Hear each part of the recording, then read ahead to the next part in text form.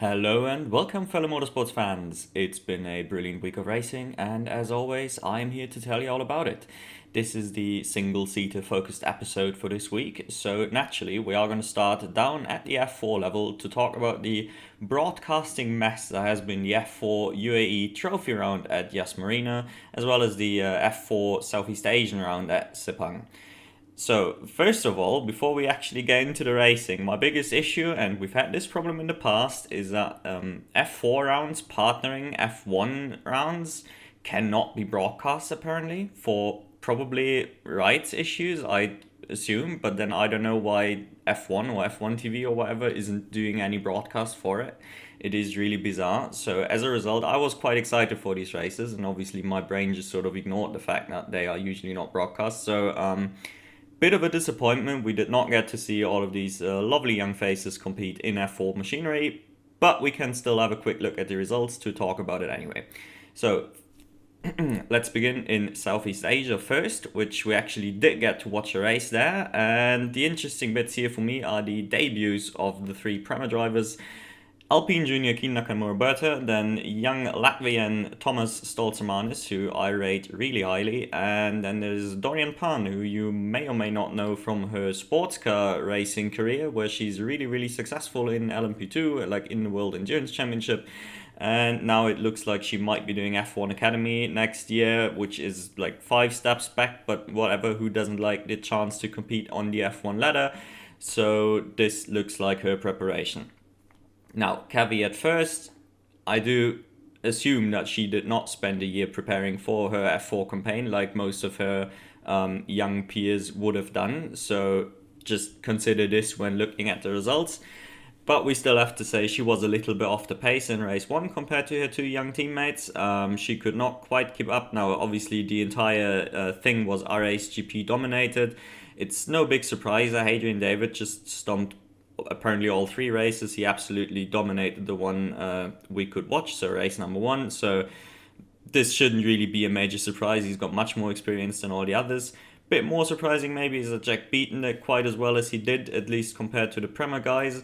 But yeah, so in race 1, Dory lacked the pace to her two young debuting teammates. In race 2, she had the pace to get a podium, although it was a reverse grid race as far as I know, so again, just a little caveat there. Still, with a grid as small as this, reverse grid shouldn't be too big a factor, I don't think.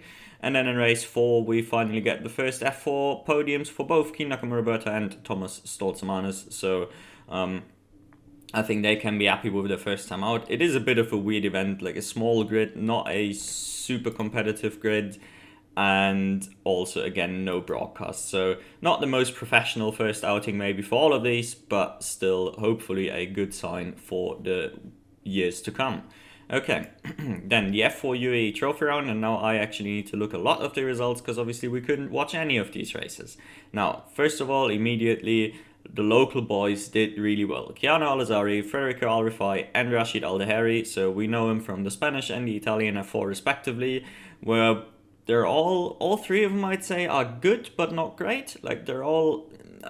Aldehari probably the most disappointing one, although it's a bit difficult because he's competing against all the Prema drivers. It's always a bit more difficult to rate them properly, I'd say. But yeah, either way, Aldehari, I'd say, is the best out of the trio, but I still definitely didn't expect him to just win both races. I guess he might be very familiar with the track, or he just had a really good weekend. Either way, happy for him.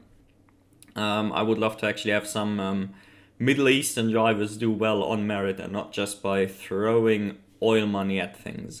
And he looks like the kind of guy to do that.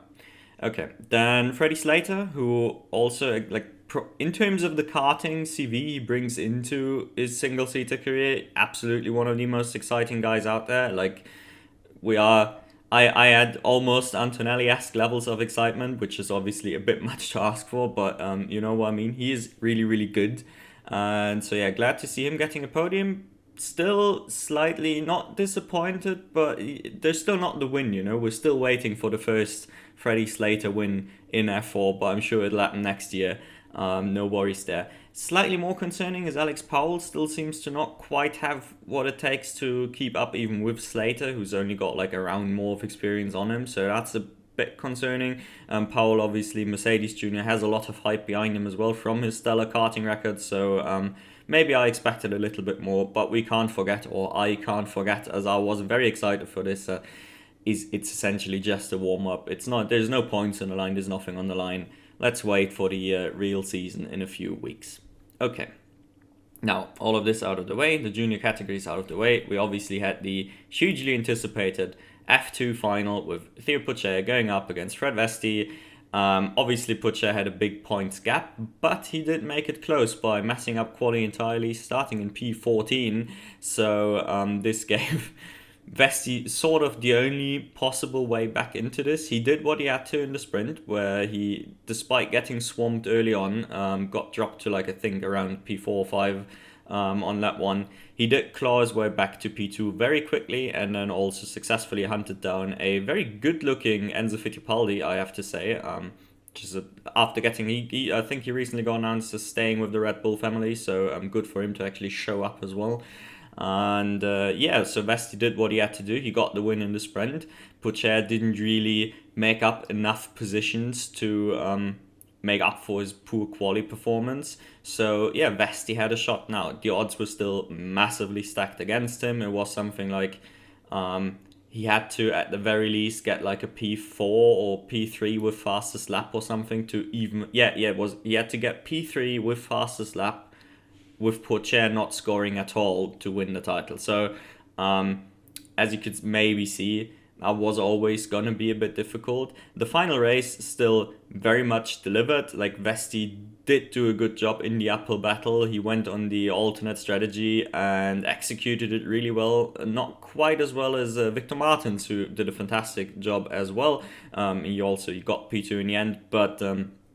I think Vesti played the strategy about as well as he could have, and it just wasn't quite enough. He at least did get the satisfaction of beating Pourchaire on track one last time, but obviously it wasn't enough in terms of the points. Now, this season could have gone very differently. For example, had he not binned it at Spa on the installation lap, that could have really impacted the title big time. So...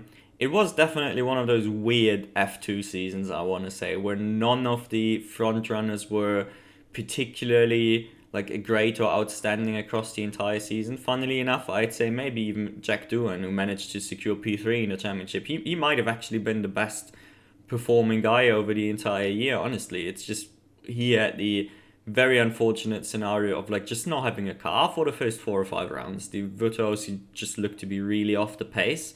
And then obviously he got the back-to-back feature wins. Let me quickly scan this, but I think he's the only one to win 3 features. He absolutely dominated the feature race this time out as well. Like, never really had to worry about anyone behind him. It's a bit of a shame that he also got announced as he won't be in the Alpine hypercar, but he also won't stay in F2. So let's see where he goes. I hope he gets a good gig somewhere, because the guy is clearly really good. And considering both Pourchaire and Vesti sort of tried to lose the title, in my mind, he might actually, he ends up looking the most impressive, really, in some way. So, either way, bit of a bizarre one. We all know the top 4 won't be returning. It'll be between Martins and Behrman and the newcomers next year, probably. So, at least all of the top 4 did get to give one last, like, at least decent accounting of themselves. Maybe not Pourchaire. He obviously put not in quali anyway, but even then you can't blame him for working his way back up to P5. He did well on the Sunday. Really weird F2 season. Bit sad that we probably won't see any of them step up to F2, or well, we definitely won't see any of them step up to F2 next year. But it's also appropriate given the performance wasn't exactly flawless from either of them. Okay, now then, let's get into the quick F1 roundup. Final race of the season. Obviously, the winner, a little Dutch boy called Verstappen, I believe. I've heard his name before. Nothing really to talk about here. Really, the entire theme of the race was the battle for P2 in the constructors between Ferrari and Mercedes. And at the end of the day, Mercedes ended up getting it, even though Ferrari today brought the better package. But Sainz started way down the order, so he couldn't really score. Similar scenario for Hamilton, but Russell managed to stay close enough to P2 Leclerc to eventually, they just got enough points over the line. There was an interesting little thing at the end of the race, in case you missed it, where Perez had a 5-second penalty, and essentially Leclerc was trying to let Perez go to gap Russell enough. Like, Russell was 2 spots behind at that point, to gap him enough to stay ahead of Russell after the 5-second penalty got applied, but still finish behind Leclerc. Like, Leclerc was fully on it mentally, and like in terms of the driving as well. You can't really blame him. It was one of those really solid, clean Charles Leclerc weekends, but nothing to do and not quite enough to save P2 in the title, and therefore the amount of money associated with said P2 in the championship. Other talking points from the race, really, not too many. Tsunoda doing really well was another good one. Like, Tsunoda had one of his great weekends. Obviously, we know Abu Dhabi just seems to be a track that he really, really likes. But he also, just the direct comparison to Ricciardo, he did really well. It was one of those poor Ricciardo weekends that we hoped not to see this year. He was just nowhere really, just not impacting the race at all in a way that only the Alfa Romeos and Haas's usually do. But so I just wanted to give a lovely little shout out to Tsunoda. I guess if we want to do that, we can take a tiny moment to reflect on the rookies for the season, because obviously there's been a few with De Vries. We know he's going to be in a Toyota Hypercar next year, much better, probably suited to him. His half a year in F1 still feels like a bit of an anomaly. He shouldn't have been this bad. And honestly, yes, obviously Tsunoda was much better than him, but being in the car that struggles to score on his own is already, like, just look at this direct comparison. Yes, he didn't score a single point and was often down in like the dead last positions, but even then Tsunoda barely scored, and like he had what felt like a few really fantastic drives and could barely drag the thing up to P10. So I don't know, I feel like De Vries' CV is a bit more tarnished than it probably should be, just based on this. Then we have Logan Sargent as a rookie, obviously, who I'm really glad he looks like he's getting a second year. I think he very much should. We all know Williams promoted him too soon. They know, he knows, everybody knows. So it's just fair. He also, not just with the Vegas round, but just in like the last quarter of the season, it felt like he stepped up. He was getting closer to Albon.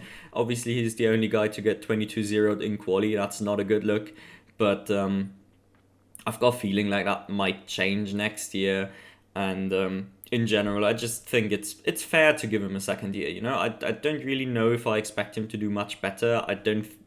He is not the kind of guy that I'd expect to have like a long 10-year career in F1 or anything, right? But I feel like he is good enough to be maybe like a Tsunoda character that can have a good midfield career, and then, I mean, we don't know where Tsunoda's is going, but I do see that approaching a breaking point eventually as well, right? Where it's either you step up and prove that you're better than what we think you are right now, or eventually there's going to be other midfield drivers coming along. And I do foresee a similar future for Sargent if he can get it together and step up just a little bit more. Obviously, most impressive rookie of the season, I think easily Piastri. No discussion there. Just what a mega rookie career, putting it on pole, winning a sprint race, multiple podiums in a, like, not in a bad car obviously, but not in the best car on the grid. So fantastic rookie career. Not a fantastic rookie season. Not really a surprise if you've seen his junior career, but still, the way he did it and how close he got to Norris already, who is obviously talked about as one of like the top 4-ish drivers on the grid. I'd say for sure top 5. That's a discussion for a different time. So he did fantastically. And then obviously there's Lawson, who we know it's one of his strengths to get to grips with cars very quickly. That's like the only caveat I want to throw out there. I wouldn't expect him to improve massively over what he showed already, because we know he's the kind of guy to just be there immediately. But then again, he did show that he was in fact going to be on pace immediately in F1, despite having his debut in like very tricky conditions. So I think the rookie the batch of rookies, the class of rookies was very solid this year all around, if we ignore everybody's second favorite Dutch F1 driver of the year. Okay, now then, let's move on to the news section. And as always, at the end of the year, we've got more announcements of what drivers are going to be doing. A few of those are going to be in the sports car episode, because a few people are making the jump, as you'd expect. But we are going to talk about the ones swapping in between single-seater series. First and foremost, we've got Callum Edge, the Formula Regional Americas winner. Then I didn't even check because I can't watch the races until like a few weeks after. Potentially the Porsche Cup Australia champion. I should know this, but I don't. Either way, he's been competing for the title there. Really impressive driver, runner-up in the Formula Regional Oceania Winter Series as well against Charlie Wirtz. So really like a quality young Kiwi for sure. And he apparently gets a sponsored in the next seat for next year as a reward for winning the Formula Regional Americas. It used to be that you get sent to Super Formula, which was always a bit of an odd move and did not work out this year at all. So I think it's good that they maybe changed the scholarship to Indy Next. Seems much more appropriate, and I think it's still a pretty big jump from Formula Regional machinery up to Indy Next. But I hope Callum Edge can do well, and I hope he doesn't just run out of funds immediately if he doesn't. Either way, this guy is certainly one to keep an eye out for. If for whatever reason it won't work out in single seaters for him, you can be sure that he'll be very good in sports cars in the future as well. Okay, then next up, Iwasa. This one not really a surprise considering what Red Bull did this year with Lawson. I feel like we all saw this one coming. Iwasa going to drive in Super Formula next year, essentially just taking Lawson's seat if I'm not mistaken. So yeah, not really worth talking about, just excited to see how it plays out. This could be like for Lawson, this could be the way for Iwasa to prove that he's actually good. I think he did really well this year in F2, considering he's been driving like a mid-table car and still competed for the championship, at least at stages of the year. Maybe he himself also lacked a bit of the consistency required, but honestly, I'd be happy to chalk up most of that to the car, so I want to see how he does in a different one. Okay. And then next up, we've got Tina Hausmann joining F1 Academy for Aston Martin and as a Prema driver, which is the really crucial piece of the puzzle. Obviously, her joining Aston Martin, it's kind of nice, but we all know the teams have to pick someone, so most of the drivers on the grid are going to get picked up by an F1 team. It doesn't really matter too much. But I want to point out that she's going to be in the Prema and therefore probably one of the championship favorites. If she'll be going up against her rumored teammates of Maya Wuch and Dorian Punch, she's still going to get smoked, probably. But still, just want to throw out, she looked like a promising junior driver. There's been people talking like, oh yeah, she only won her female trophy in Italian F4 on Countback, which is like, first of all, who cares about the female trophy in Italian F4? Let's be real for a second. I'd almost doubt like they care, you know what I mean? It's a championship contested between three drivers in three very different stages of their career and quality of cars. So what's the point really? In many ways, I think she was the most impressive female F4 driver this year, as in on the male F4 ladder, if you want to call it that. Yes, why do I forget her name now?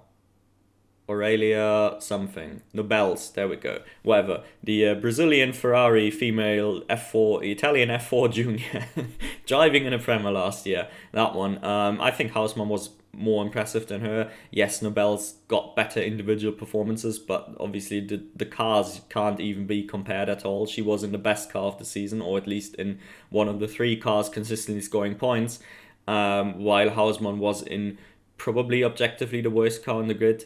And like crucially, I guess that's a different caveat. Her teammates also aren't big names, of course, but she did beat her male teammates instead of finishing dead last among them.